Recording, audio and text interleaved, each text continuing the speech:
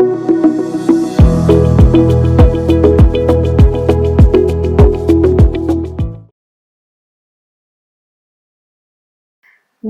நேரம் நேயர்களுக்கு என் அன்பு வணக்கம். டாக்டர் வைதீபா, அரசு யோகா மற்றும் இயற்கை மருத்துவக் கல்லூரி மற்றும் மருத்துவமனை. இன்னைக்கு பார்க்க போற டாபிக் என்ன அப்படின்னு கேட்டீங்கன்னா, நம்மளுடைய கெட்ட கொழுப்பை எப்படி நம்ம இயற்கையான முறையில கண்ட்ரோல் பண்றது அப்படின்றதான் பார்க்க போறோம். ஆக்சுவலா நமக்கு கொலஸ்ட்ரால்ல வந்து பாத்தீங்கன்னாக்கா குட் கொலஸ்ட்ரால், பேட் கொலஸ்ட்ரால் அப்படின்றது இது என்ன அப்படின்னு கேட்டீங்கன்னா HDL, LDL அப்படின்னு சொல்லுவோம். இந்த HDLன்றது ஹை டென்சிட்டி லிப்போப்ரோட்டீன், இந்த LDLன்றது லோ டென்சிட்டி லிப்போப்ரோட்டீன். இந்த HDL தான் குட் கொலஸ்ட்ரால் சொல்லுவோம், LDL பேட் கொலஸ்ட்ரால் சொல்லுவோம். இதுல ட்ரைகிளிசரைடு அப்படின்றது தான் நம்மளுடைய அந்த பேட் கொலஸ்ட்ராலோடைய ரேஞ்சை சொல்லக்கூடியது. ஆக்சுவலா இந்த குட் கொலஸ்ட்ரால் நமக்கு 50க்கு மேல இருக்கு அப்படின்னா we are in a normal state அப்படின்னு அர்த்தம். 50க்கு மேல இருக்குதுன்னா சூப்பருங்க. ஆனா 50க்கு கீழே போச்சு அப்படின்னா இது நம்மளுடைய மற்ற கொலஸ்ட்ரால் லெவல்ல இன்டைரக்டா நம்மளுடைய அந்த ரேஷியோஸ்ல அஃபெக்ட் பண்ணும். அப்போ நம்மளுடைய HDL லெவல்ல அதிகமாக்கணும், LDL லெவல்ல குறைக்கணும். அந்த நார்மல் லெவல்ல நம்ம மெயின்டைன் பண்ணணும் அப்படின்னா உடல் பயிற்சி அப்படின்றது கண்டிப்பா தேவை. ஒரு நாளைக்கு 3 முறையாவது சூரிய நமஸ்காரம் நம்ம செய்யும் போது இது நம்ம உடம்புல நல்ல நம்மளுடைய அந்த கெலோரிஸ், அந்த தேவையற்ற கெலோரிஸை பர்ன் பண்றதுக்கும் இந்த கொழுப்புகளை கரைக்கிறதுக்கும் இது வந்து ஹெல்ப் பண்ணும். அது மட்டும் இல்லைங்க, நம்ம சாப்பிட்ற உணவை நல்ல ஜீரண சக்தியை அதிகமாக்கி நம்ம உடம்புல எங்கேயுமே கொழுப்பு தங்காம நம்மளுடைய உடல் பருமனையும் மெயின்டைன் பண்ணுது, கொலஸ்ட்ராலையும் மெயின்டைன் பண்ணுதுங்க. அடுத்த ஒரு முக்கியமான சீக்ரெட் என்னன்னு கேட்டீங்கன்னா தூக்கம் தான். நம்ம எந்த அளவுக்கு நல்லா தூங்குறோமோ அந்த அளவுக்கு நம்ம ஆரோக்கியம் அதிகம். அதுலயும் முக்கியமா கொலஸ்ட்ரால கண்ட்ரோல் பண்ணலாம். மேடம், தூக்கத்துக்கும் கொலஸ்ட்ராலுக்கும் என்ன ரிலேஷன் நீங்க கேட்கலாம். நம்ம நல்லா தூங்கணும்னா நமக்கு மெலோட்டோனின் அப்படின்ற ஹார்மோன் தேவைங்க. இந்த ஹார்மோன் நமக்கு பகல் நேரத்துல செரோட்டனின் நல்லா செக்ரேட் ஆகும் போது ட்ரிப்டோஃபான் மூலியமா மெலோட்டோனினா கன்வெர்ட் ஆகும். இந்த கன்வர்ஷனுக்கெல்லாம் இந்த விட்டமின் டி ரொம்பவே தேவைப்படும். அதுல இந்த மெலோட்டனினோடைய முக்கியமான ஃபங்க்ஷன் என்ன அப்படின்னு கேட்டீங்கன்னா கொலஸ்ட்ரால் அப்சார்ப்ஷன் தான். உடம்புல எங்கேயுமே கொலஸ்ட்ரால் தங்காம நம்மளுடைய அந்த கொலஸ்ட்ரால் லெவலை மெயின்டைன் பண்ணும். அதே மாதிரி பகல் நேரங்கள்ல நம்ம வந்து இந்த விட்டமின் டிக்கான அந்த செரோட்டனின் செக்ரீட் ஆகும் போது இது நம்மளுடைய சருமத்துக்கு கீழே இருக்கக்கூடிய அந்த கோலிக் கால்சிஃபெரால் சொல்லுவாங்க, அந்த D3 கன்வர்ஷனுக்கே இந்த கொலஸ்ட்ரால் மூலயமா தான் நடக்கும். இந்த விட்டமின் சூரியன்ல இருந்து கிடைக்கக்கூடிய அல்ட்ரா வயலட் ரேடியேஷன்ல இருந்து தான் இந்த கன்வர்ஷன்ஸே இருக்கும். ஸோ அப்போ இது ஆட்டோமேட்டிக்கா நம்ம உடம்புல இந்த கெட்ட கொலஸ்ட்ரால்ஸ் லெவல்ல கண்ட்ரோல் பண்ணி குட் கொலஸ்ட்ரால் லெவல்ல மெயின்டைன் பண்றதுக்கு இது ஹெல்ப் பண்ணுது. அடுத்த முக்கியமான டயட்ல என்ன அப்படின்னு பாத்தீங்கன்னா இந்த ஆலிவ் விதை ரொம்ப எக்ஸலண்டான எஃபெக்டை கொடுக்குங்க. அதுல ஒமேகா 3 ஃபேட்டி ஆசிட்ஸ் இருக்கிறதுனால இது நமக்கு குட் கொலஸ்ட்ரால் லெவலையும் மெயின்டைன் பண்ணுது, பேட் கொலஸ்ட்ரால் லெவலையும் குறைக்கிறதுக்கு சப்போர்ட் பண்ணுதுங்க. இது எப்படி எடுத்துக்கலாம்? ஒரு வெத்தலையை எடுத்துக்கோங்க, ஒரு அரை ஸ்பூன் ஆலிவ் விதை, அதை வந்து நல்லா வறுத்து பவுடர் பண்ணிக்கோங்க. ஒரு அரை ஸ்பூன் சோம்பு, இது லைட்டா நம்ம அப்படியே டைரக்டாவே பவுடர் பண்ணி வச்சுக்கலாம். இது ரெண்டுத்தையும் சேர்த்து ஒரு ஸ்பூன் எடுத்துக்கிட்டோமா, இது கூட 2 சிட்டிக்கு ஓமும் சேர்த்து நம்ம கொஞ்சம் பேரிச்ச பழமோ காஞ்ச திராட்சையோ சேர்த்து நல்லா மென்னு சாப்பிடும் போது இது வந்து ஒரு பேக்டு நியூட்ரிஷன் சொல்லலாம். அந்த வெத்தலையில இருக்கக்கூடிய துவர்ப்பு சுவையையும் அந்த அந்த இது கேட்டீங்கன்னா அந்த வெத்தலையில ஒரு காரத்தன்மை வரும். அது என்னன்னா துவர்ப்பு சுவையில அந்த கார சுவை, இது ரெண்டுமே கால்சியம் அதிகமா இருக்கு. இது வந்து நம்மளுடைய ஜீரணத்தை நல்லா சரி செய்யுது, போன்ஸை நல்லா ஸ்ட்ரென்தன் பண்ணுது. ஸோ அதே நேரத்துல கால்சியம் அப்சார்ப்ஷனுக்கும் இது வந்து நல்லாவே சப்போர்ட் பண்ணும். ஸோ கால்சியம் அப்சார்ப்ஷன் நல்லா இருந்தாலே நமக்கு விட்டமின் டி அதிகமா நமக்கு வந்து சிந்தசைஸ் ஆகிறதுக்கு சப்போர்ட் பண்ணும். ஸோ இது எல்லாமே இன்னொன்னு என்ன விஷயம் அப்படின்னு கேட்டீங்கன்னா இந்த ஆலிவ் விதை, இந்த சோம்பு, இது எல்லாமே நமக்கு ஒமேகா 3 ஃபேட்டி ஆசிட்ஸ் அதிகமாக்கி கொழுப்பு எங்கேயும் தங்காம அது உடல்ல இருந்து வெளியேறதுக்கு சப்போர்ட் பண்ணும். ஈவன் நம்ம ரத்த குழாய்கள்ல எங்கேயாவது அடைப்பு இருக்கு, இப்போ பிரெயின்ல ஸ்ட்ரோக் ஆயிருக்கு, ஹார்ட் அட்டாக், அதாவது கார்டியாக் வெசல்ஸ்ல கொரோனரி ஆர்டரியில பிளாக் இருக்கு, கால்ல வந்து பிளாக் இருக்கு, இந்த மாதிரி நம்மளுடைய பிளட் வெசல்ஸ்ல எங்கேயாவது அடைப்பு இருந்தா கூட இதை நம்ம எடுத்துக்கிறது மூலயமா அந்த பிளேக் ஃபார்மேஷன்ஸையே ரிமூவ் பண்றதுக்கு இது ஒரு எக்ஸலண்ட் ரெமெடிங்க. ஆக்சுவலா இந்த கொலஸ்ட்ரால், பேட் கொலஸ்ட்ராலோடைய இது எஃபெக்டே என்ன அப்படின்னு கேட்டீங்கன்னா, இது வந்து நமக்கு அங்கங்க படிகிற தன்மை உண்டு. இது நம்ம ரத்த குழாயில படிஞ்சுக்கிட்டே வரும்போது இது அடைப்பா வந்து நமக்கு மாறி நமக்கு ரத்த ஓட்டத்தை திடீர்னு வந்து பிளாக் பண்ணிடும். ஸோ அப்போ அது மூலயமா நமக்கு பிளட் ப்ரெஷர் ஜாஸ்தி ஆகிறதுனால ஸ்ட்ரோக்கோ இல்ல இதய நோய் பிரச்சனையோ ஏற்படுறதுக்கு காரணமாவே இருக்கு.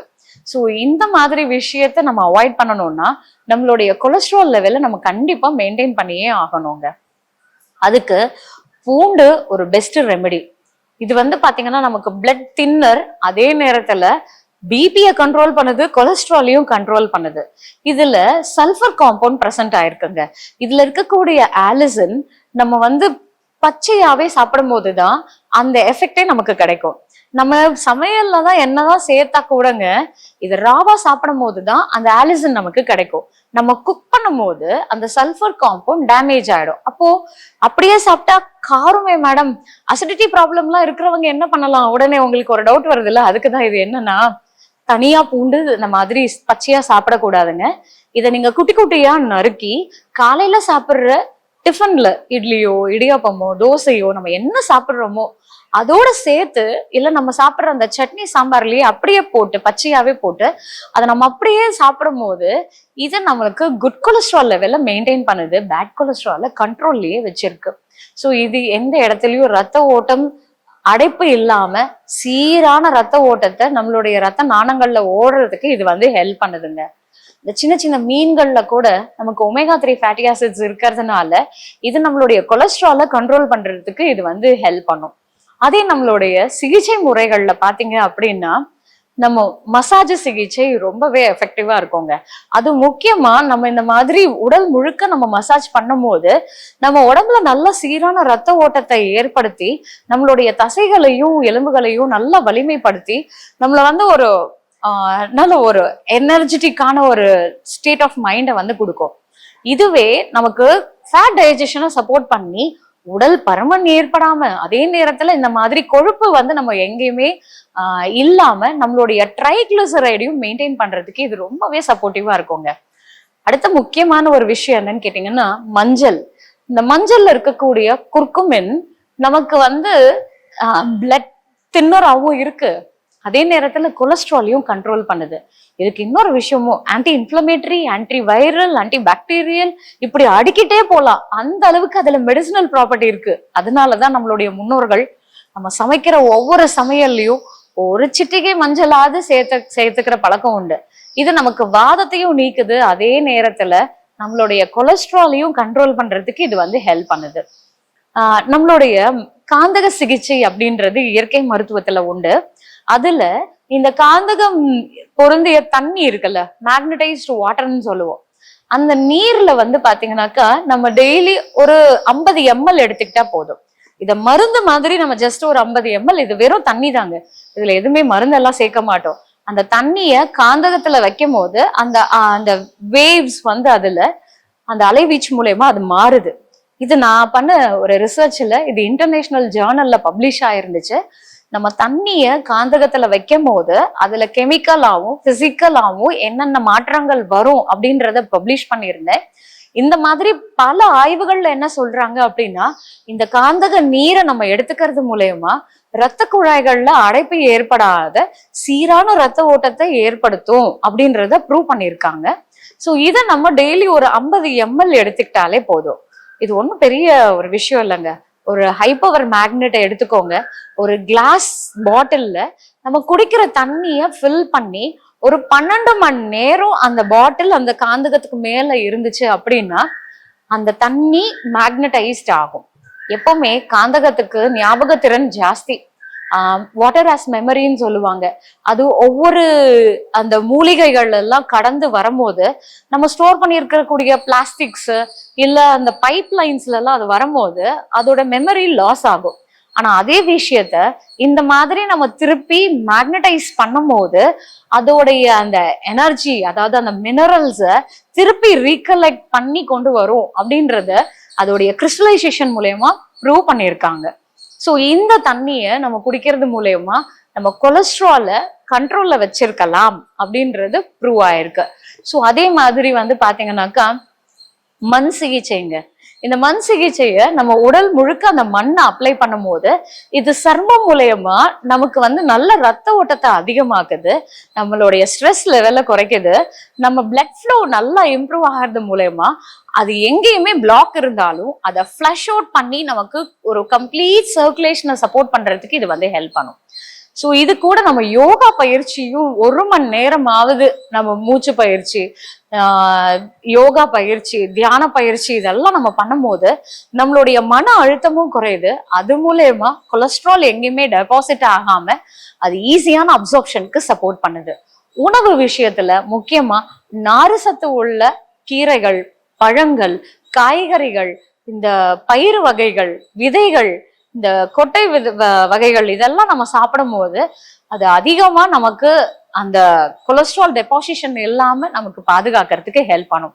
நம்ம நாறு சத்து அதிகமா சாப்பிடும் போது இது நம்மளுடைய மலம் மூலயமா வெளியேறிடும். அந்த கொலஸ்ட்ரால் இது உடம்புல எங்கேயுமே தங்காம இது அப்சார்ப்ஷனுக்கு இது சப்போர்ட் பண்ணுது. ஒரு விஷயம் நல்லா தெரிஞ்சுக்கோங்க, விட்டமின் டி சரியான அளவு இருந்தா மட்டும்தான் நம்மளால கொலஸ்ட்ரால கண்ட்ரோல்லயே வச்சிருக்க முடியும். இல்லைன்னா நம்ம ஒரு மருந்து டிபெண்ட் பண்ற மாதிரி ஆகும். அது இல்லாம இருக்கணும்னா தினசரி 10ல இருந்து 15 நிமிஷமாவது சூரிய வெளிச்சத்துல இருக்கும் போது நமக்கு தேவையான விட்டமின் டி சிந்தசைஸ் ஆகும். அதுவே நம்மளுடைய கொலஸ்ட்ரால் லெவலை மெயின்டைன் பண்ணுங்க. இன்னும் இந்த மாதிரி நிறைய ஹெல்த் இன்ஃபர்மேஷனோட உங்களை அடுத்த வீடியோல சந்திக்கிறேன். நன்றி, வணக்கம்.